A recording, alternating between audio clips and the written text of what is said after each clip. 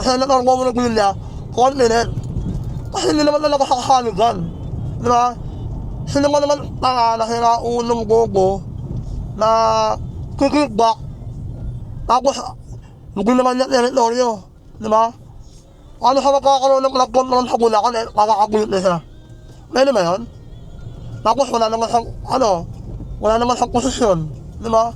Paano siya magkakaroon ng platform ng project? Di ba? Paano yun? How? Ano nangyari yun? Nangyari ngayon? Di ba? Kalokohan. Okay? Maniwala kayo ulit sa akin, okay lang. Basta ako, kabutin niyo ako, alam ko nangyayari rito sa amin. Okay? Alam ko mga nangyayari rito. Pero, bawal ako magsalita sa ngayon. Okay? Kasi alam niyo naman, magpapahamak ako rito sa amin. Ikakamatay ko yan, maniwala kayo, magsalita ako. Magsalita ko naman ako, kilala niyo ako, walang awan, walang preno. Kasi nga lang, inisip ko mga anak ko ngayon. Maliliit pa ng mga anak ko, nag-aaral pa yung isa.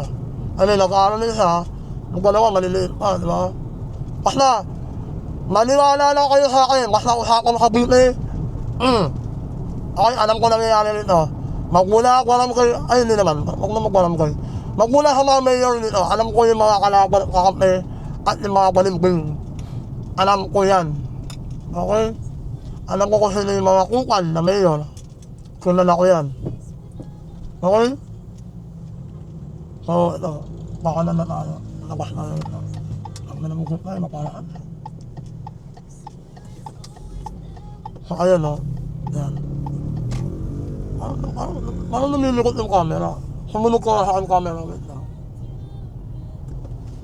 Yan. Sumunog ka sa akin mo. Yan. Sumunog ka ba? Yan, I like that. Sumunog ka sa akin na. Gusto ko yan. So ayun na, mga kaibigan, kung usapan ka nasa sa inyo naman yung paniniwalaan niyo ako, hindi, okay lang naman eh. Basta ako, alam ko yan. Alam mo alam ko talaga, noon pa. Okay, alam ko yan. Nasa sa inyo yan, paniniwalaan niyo ako, walang problema. O hindi, kung hindi man ako paniwalaan, okay lang rin, okay?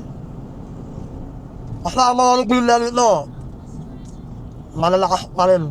Kaya nga lahat ng baho, di ba? Yung mga guling nyo, hindi lang sa nanalo sa senator, di ba? Kinawawa pa lalo, di ba? Isipin nyo na lang yun. Isipin nyo. Kung may isip kayo, isipin nyo. Okay? Si Senator Bongo, nekong kanatalo yan sa pagka-senator. Noon pa man. Laging nakatap na yan, alam ko nakatap na yun eh. Laging nasa ganyang pwesto yan. Diba? Tapos siya, natalo, pang-14 lang. Diba? Malakas sa sasayo ko yun, diba? Imagine nyo, ano na lang, nakakapagpunta ka. Paano nanalo si Juan Aquino at Kiko Pangilinan? Eh wala nga sa survey yan. Diba? Hindi nga lumagpas ng bahay yan eh. Para mamampanya. Diba? Online lang. Eh si Senator Bongo Revilla, kita mo kahit saan eh. Diba? Araw-araw nakalansaran. Diba? Nakakampanya siya. Tapos talo. Diba? Imagine nyo lang yun. Nakakapagtaka talaga eh. Diba? Tapos ito naman malapit. Diba kasama siya ni Bongbong Marcos sa alyansa nila. Diba? Paano siya nanalo eh? Hawak nila makilala. Diba? Imagine mo yun. Imagine that, diba? Alam ko na. Kunyari, hindi magkakampi si Juan Aquino kasi Kiko. Kunyari, hindi sila magkakampi ni Marcos. Ni Juan Aquino kasi Pangilinan. Hindi magkakampi ni Marcos sa alyansa. Pero may patagong nangyari. Di ba? Imagine nyo, number 2 si Mama Aquino. Di ba? Hindi naman kasama yan ha. Number 2. Di ba? Ano na, nagloloko ang tayo rito? Kung alam, malalaman mo na yung sagot eh. Diba? May nangyayari sila lang nakakaalam, pero unti-unti na natin nalalaman. Sila nyo naman eh. Pati naman taong bayan, lolokohin nyo pa eh. Huwag ko nun, mga po. Alam namin meron kayong hidden agenda. Pero nasa sa inyo naman na yan. Wala akong may pakay. Basta ang masama, ay mga masamang tao ka, mga hayop kayo. Okay? Alam niyo ba ang mga anak ni Mumu Villa dito, congressman, dalawa? Tapos yung asawa niya si Ma'am Lani, congressman din. Dito sa Cavite, oo. Yeah. Punta kayo rito ng Cavite na para makita niyo yung mga proyekto na nagawa nila. Okay? Punta kayo rito sa Cavite para malaman niyo kung anong mga nagawa nila, kung may nagawa ba o wala. Saka kayo mag-comment sa Facebook, sa social media. Okay? Ako kasi ganun ako eh, bago ako mangkupal eh. Alamin ko muna kung anong background ng hayop na to. Okay ba to? Magaling ba to? May nagawa ba to? Ganun eh. Diba? Diba? Ngayon, nakukupanan ako kayo, no? Nakukupanan ako kayo rin sa Ontiveros. Diba? Kupal talaga yun eh. Diba? Parang kung open ano siya eh, open yung kabubuhan niya eh. Diba? Ganun lang. Sa mga nagbilya nito, matino. Siguro, para sa akin na, almost 60 to 70% mahal ng mga kabitelyo ang mga rebelya. Naniniwala ako po. Yes. Naniniwala ako nun. Kaya nakakapagtaka eh. Talagang ang mga rebelya dito sa amin, tinatawaho. Mas malakas talaga, malakas pa rin talaga sila. Totoo yan, maniwala ka sa akin, maniwala lang kayo mo. Diba? Naman ako mahina yan, napakainam na mga yan. Diba? Ano makainam nila kayo ng bili eh, mahina naman na yan. Diba? Diba? Yung mga gulo niya yan.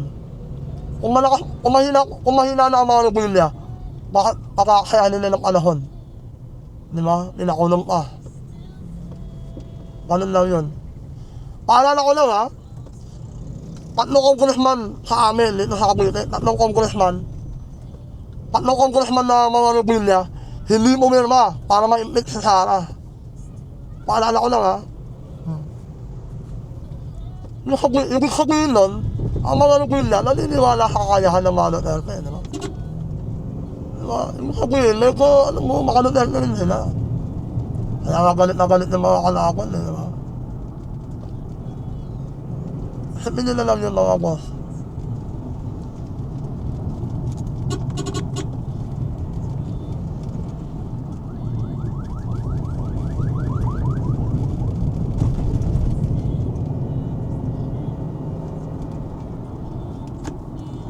Ano makapag-uusap ka natin? Malakas kasi yung mga rebelya rito, so possible na paagaw nila ang pagka-governor sa 2028. Ganun lang kasimple, wala na yung mapaliwanag. Ganun lang yun. Siyempre, ayaw ipamigay, o ayaw bumitaw ng mga rebelya. Ano yung bumila ang bimitawan ng Cavite, laki nito mo eh. Ang malaki ng Cavite eh. Diba? Pero mas malaki yung Davao City. Kung lawak lang ng lupain ng pag-uusapan. Davao City na pinakamalawak. So anyway, ang mga rebelya ay maayos. Maayos ang mga rebelya sa amin. Hindi naman makalaterte sila ha. Kung may konting ano rin, kung may konting ano rin, ano man yan, pero hindi yung palamak na paglalakaw na ano. Hindi ko alam. Pero para sa akin, malinis sila eh.